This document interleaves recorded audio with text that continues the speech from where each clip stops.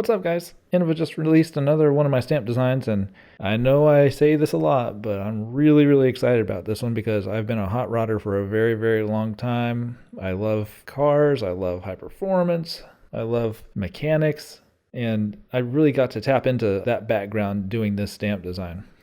When you're planning out a Roadrunner stamp, there's really three directions you can go. You can do the actual bird that exists in the desert somewhere. You can do the car that Mopar made back in the day, or you can do the Warner Brothers cartoon.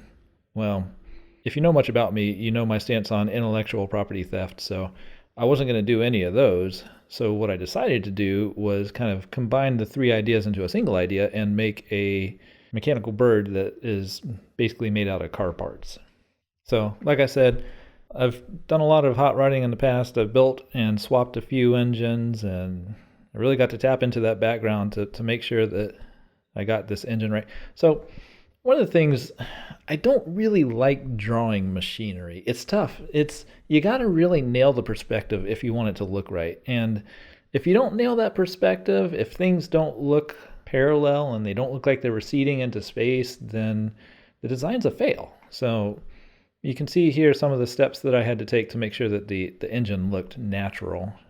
I'm hoping to get some of these techniques down so that one day I can do like a really big elaborate destroyer stamp, because I like the idea of doing it, but the thought of drawing all that machinery and having it look right kind of scares me right now. But anyway, this is my Roadrunner stamp. It's a nod to Ed Big Daddy Roth and the art that he was doing in the 70s and 80s. You might know him from Rat Fink. That was probably his most popular cartoon.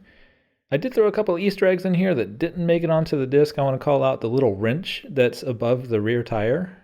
There's a bolt up there by the bug catcher on top of the supercharger, and there's a nut somewhere in there.